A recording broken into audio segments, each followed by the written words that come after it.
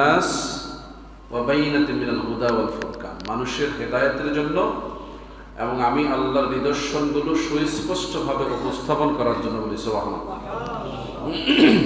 সেই রমজান মাস আমাদের সামনে, যে রমজান মাসে কোরআন নাজিল হয়েছে আমাদের হেদায়েতের জন্য। কিসের জন্য? হেদায়েতের জন্য। রাসূলুল্লাহ সাল্লাল্লাহু আলাইহি ওয়াসাল্লাম বলছেন, ফাস্তাকবিলু বিশ-শাওকি ওয়াল হিমিয়ান, ফাস্তাকবিলু বিশ-শাওকি ওয়াল হাইমান ওয়া আসফু ইলা মা রাআ ফীহি সালমান। রাসূলুল্লাহ সাল্লাল্লাহু আলাইহি ওয়াসাল্লাম বলছেন, এই পবিত্র মাসকে অতি আগ্রহ এবং উদ্গ্রীব সহকারে অভ্যর্থনা করুন। সুবহানাল্লাহ। অতি আগ্রহ এবং উদ্দীপনা সহকারে অভ্যর্থনা করতে বলেছেন কে? রাসূলুল্লাহ সাল্লাল্লাহু আলাইহি ওয়াসাল্লাম।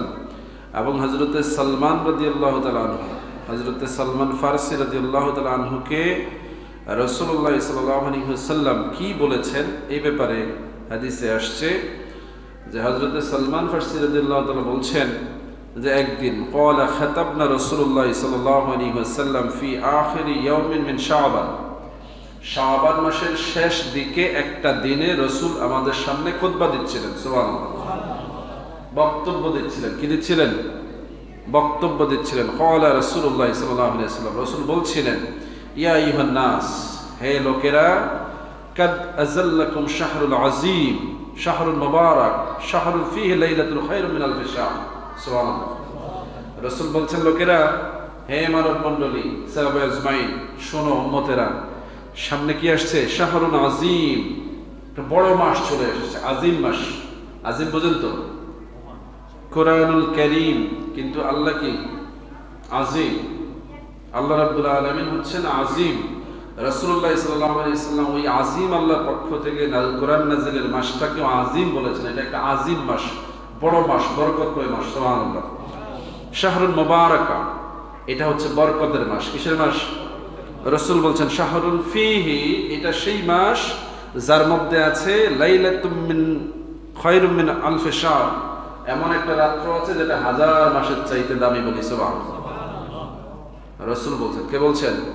খুব উৎসাহ নিয়ে বলছেন, এটা বড় মাস, এই মাসে অনেক বরকত, এই মাসে এমন একটা রাত আছে যেই মাসটা হাজার মাসের চাইতে উত্তম। জাআলাল্লাহু সিয়ামাহু ফারিদাতুন, এই মাসের মধ্যে আল্লাহ তোমাদের জন্য রোজাকে ফরজ করে দিয়েছেন। ওয়া কিয়ামা লায়ালি তাতাওয়ুআন, এবং রাত্রিবেলায় তোমাদের জন্য তারাবি পড়াকে আবশ্যক করে দিয়েছেন। বলি সুবহানাল্লাহ। মান তাকাররাবা ফীহি বিখাসলাতিন মিন খায়রি, বলছেন যে এই মাসটার মধ্যে যে ব্যক্তি চাইবে এই ইবাদতগুলোর মাধ্যমে মিন খায়রি কানা কামান আদ্দা ফারিদাতান ফীমা সাওয়া, যে আল্লাহর নৈকট্য হাসিল করবে আমলের মাধ্যমে, তো আল্লাহ রাব্বুল আলামিন কি করবেন? এই মাসের আমলগুলোকে ফরজের মর্যাদা দিয়ে দিবেন। বলি সুবহানাল্লাহ। অর্থাৎ অন্যান্য সময়ের যে নফল আমলগুলো, অন্যান্য সময়ের যে সাধারণ সুন্নতগুলো, এগুলোকে আল্লাহ রমজান মাসে আল্লাহর নৈকট্য পাওয়ার আশা নিয়ে যারা আমল করবে তাদেরকে ফরজ আদায়ের মতো করে সমান সওয়াব দান করে দেবেন। বলি সুবহানাল্লাহ। ওয়া মান আদ্দা ফারিদাতান ফীহি কানা কামান আদ্দা ৭০ ফারিদা, আর ফরজগুলো যারা আদায় করবে আল্লাহ রাব্বুল আলামিন ৭০টা ফরজের সমান করে দিবেন। বলি সুবহানাল্লাহ। ফীমা সিওয়া, একদম সমান। ৭০টা ফরজের যেমন মর্যাদা হবে, এক একটা ফরজকে আল্লাহ রমজান মাসে সেই রকম মর্যাদা দিবেন। বলি সুবহানাল্লাহ। ওয়া হুয়া শাহরুস সবর, এই মাসটা হচ্ছে ধৈর্যের মাস। ওয়াস সাবরু সাওয়াবাহুল জান্নাহ, আর সবরের বিনিময়ে যে সওয়াব দেওয়া হয় সেটা হচ্ছে জান্নাত। বলি সুবহানাল্লাহ। কে বলছেন? রাসূলুল্লাহ বলছেন, সাহাবীদের সামনে খুতবা দিচ্ছেন শাবান মাসের এইরকম শেষ দিকের কোনো একদিন। হযরতে সালমান ফারসি রাদিয়াল্লাহু তাআলা আনহু বর্ণনা দিচ্ছেন সেই কথা। ওয়া শাহরুল মাওয়াসাত ওয়া শাহরু ইউজাদু ফীহি রিজকুল মুমিন, এই মাসটা ওই মাস যেই মাসে পারস্পরিক সমবেদনা জ্ঞাপনের মাস। পারস্পরিক সমবেদনা জ্ঞাপনের মাস, ব্যাখ্যা আছে। রাসূল বলছেন এটা সেই মাস জাদুন ফীহি রিজকুল মুমিন, যেই মাসে মুমিনের রিজিক বাড়ানো হয়। বলে সুবহানাল্লাহ। মান ফাত্তারা ফীহি সাইমান, আর এই মাসে যে রোজাদারকে ইফতার করাবে, মান ফাত্তারা ফীহি সাইমান কানা লাহু মাগফিরাতুন লিযুনুবিহি ওয়া ইতকু রাকাবাতিহি মিনান নার, এই মাসে রোজাদারকে ইফতার করালে যাবতীয় সগীরা গুনাহগুলি মাফ করে দেওয়া হবে, এমনকি দোজখের আগুন থেকে তাকে নাজাত দেওয়া হবে বলে সুবহানাল্লাহ।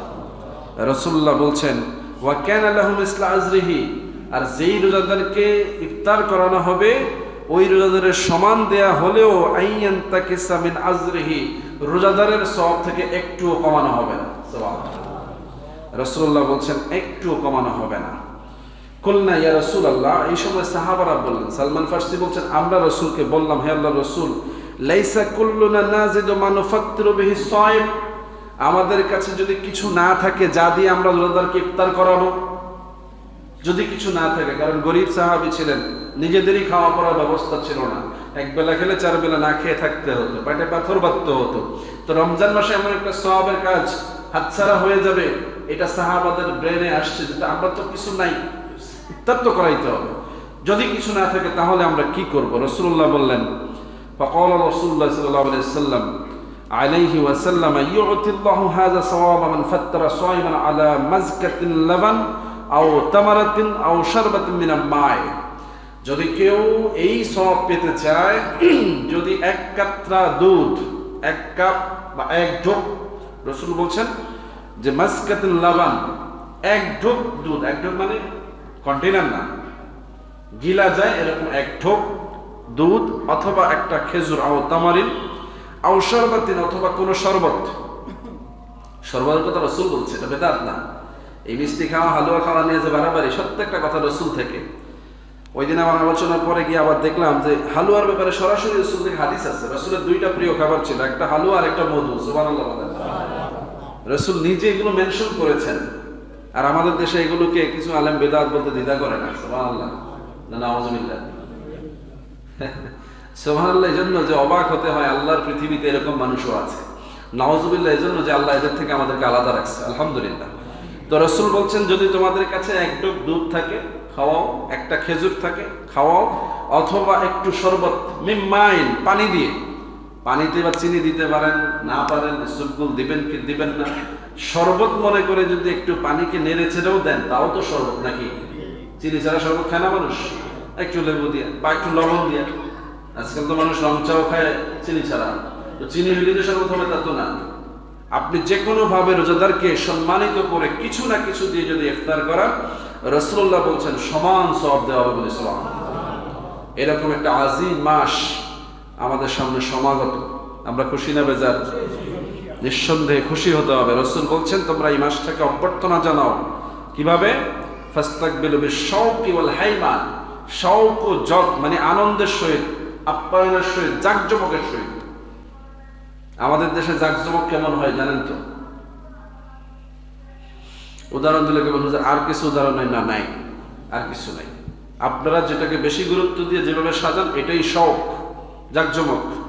বিয়ে বাড়ি আপনারা যেভাবে সাজান, বিয়ে বাড়িতে যেভাবে খাবারের আয়োজন করেন, বিয়ে বাড়িতে যেভাবে আপনারা আনন্দ করার চেষ্টা করেন, এটাকে শৌক বলে, এটা জাঁকজমক। এটা কি? জাঁকজমক। রমজান মাসকে রাসূল বলছেন এইভাবে উদযাপন করার জন্য, কিন্তু উম্মত এটা করে না।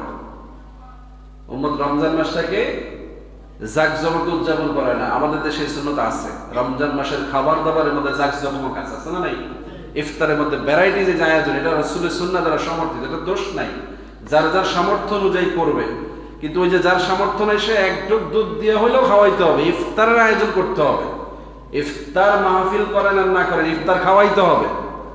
এই যে লোকজনকে ইফতার খাওয়ানো নিয়ে বাজে বাজে ফিতনা কথা বলবেন, ঈমান চলে যাবে। কি চলে যাবে? ঈমান চলে যাবে।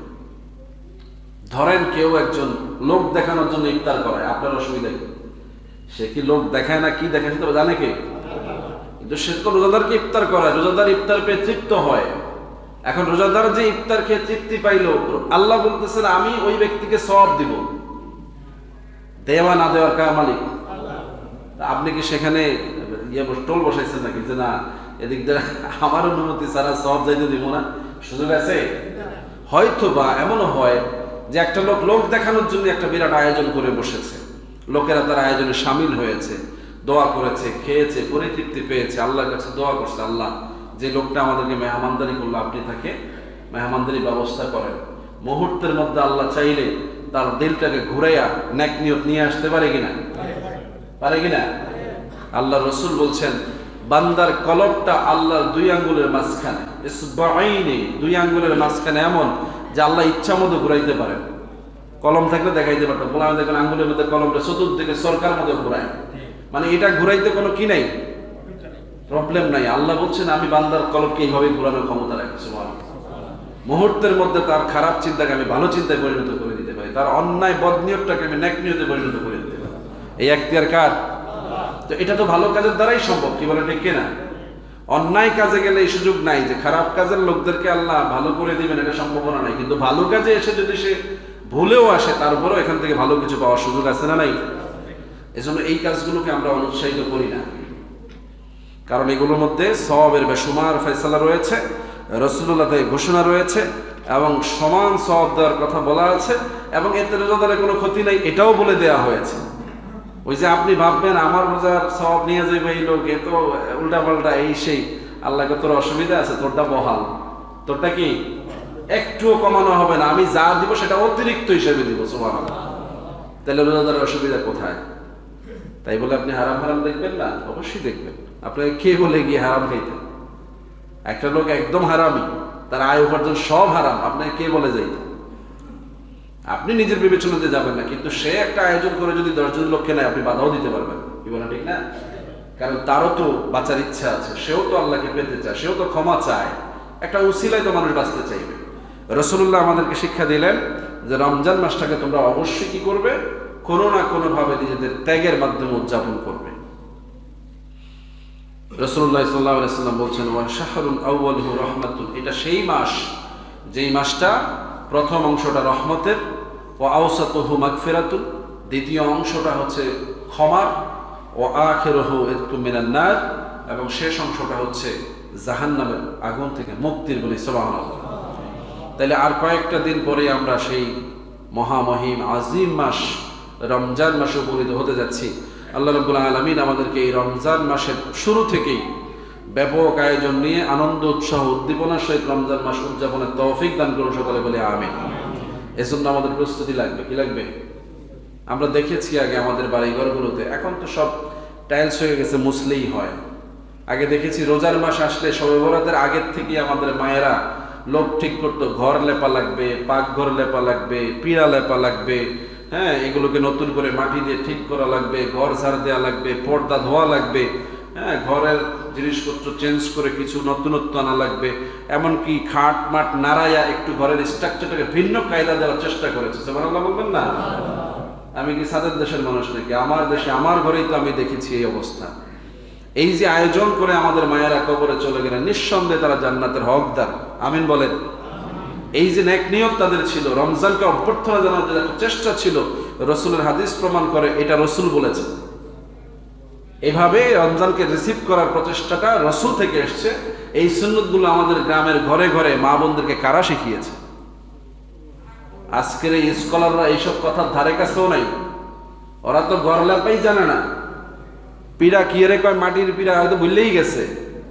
হালুয়া রুটি খাইতে খাইতে এখন তো এগুলো মাথায় নাই, তার মাঝে কিভাবে তাকে মানুষ করেছে ভুলে গিয়েছে।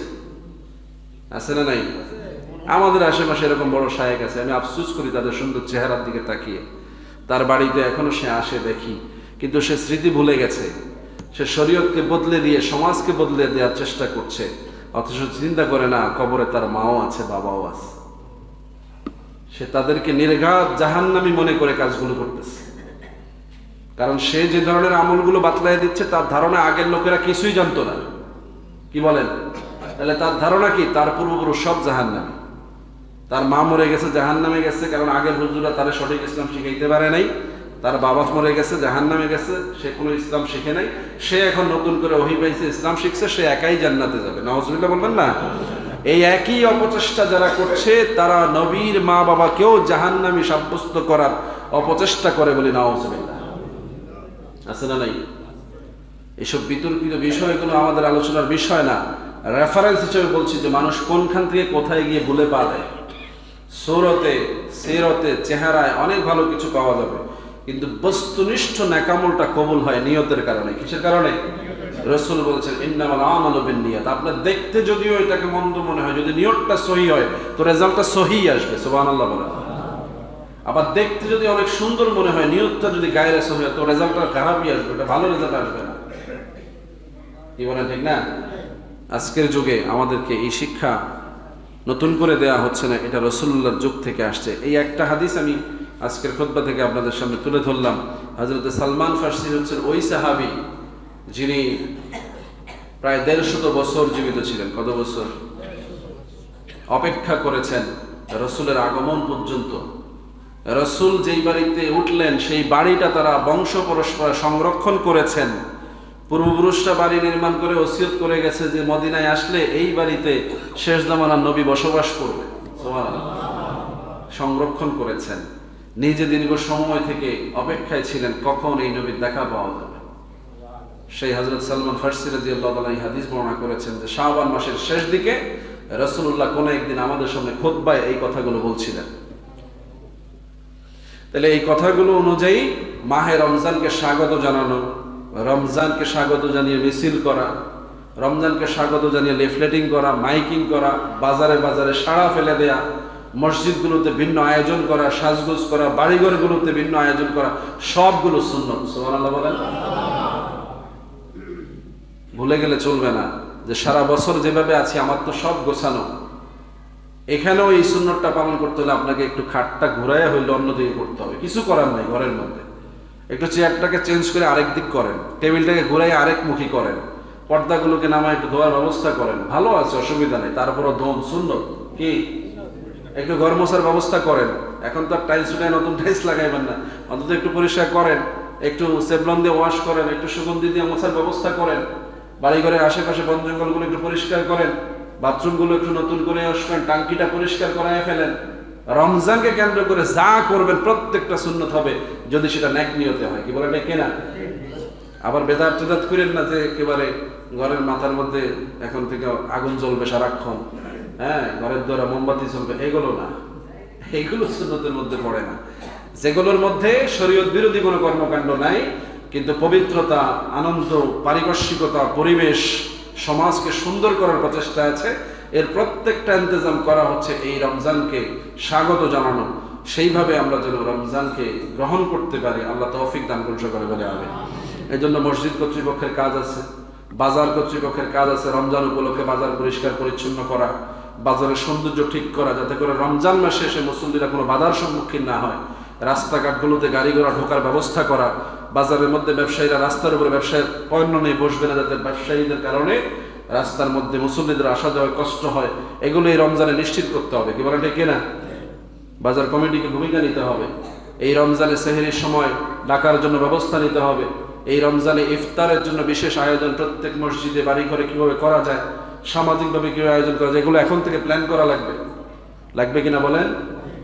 রাসূলের হাদিস বলছে এগুলো করা রমজানকে বিশেষ শৌক এবং হাইমান তথা আনন্দ উদ্দীপনার সহিত গ্রহণ করার সুন্নত। আল্লাহ পাক আমাদেরকে বোঝার তৌফিক দান করুন।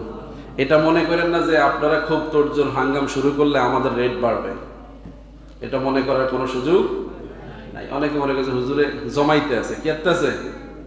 জমাইতে আছে, রমজানে ফেকের বাড়ি বাড়ি যাওয়ার ধান্দা করতে আছে। আল্লাহ মাফ করুন আমাদের। আপনার জায়গাটাকে আপনি হেফাজত করেন, আপনি কামিয়াব হয়ে যান, সেখানে আমার কোনো অংশ থাকবে না। কিন্তু যদি আমার কথার দ্বারা আপনার কোনো চেতনার উদয় হয়, নিঃসন্দেহে এটার বিনিময় সওয়াব দিবেন কে? আপনার থেকে জিজ্ঞেস করবে না। আমার এই বলা, আমার চিন্তা, আমার এই থিম রাসূলের হাদিস থেকে আসছে, সাহাবাদের কথা থেকে আসছে। সুতরাং সেটা যদি আপনি সমাজে চালু করেন, আপনিও আল্লাহ রসুলের পক্ষে কাজ করলেন, আল্লাহ রসুলের সাহাবীদের একটা হাদিসকে মর্যাদা দিলেন। আল্লাহ পাক আমাদেরকে বোঝার তৌফিক এনায়েত করুন। রমজান মাসকে সুন্দরভাবে উদযাপন করার মতো তৌফিক দান করুন। আল্লাহুম্মা বারিক লানা ফি রাজাব ওয়া শাবান ওয়া বাল্লিগনা রমাদান। সকলে বলি আমিন। যারা কাবলান জুমা আদায় করি না, যারা সুন্নাত পড়ি ইনশাআল্লাহ।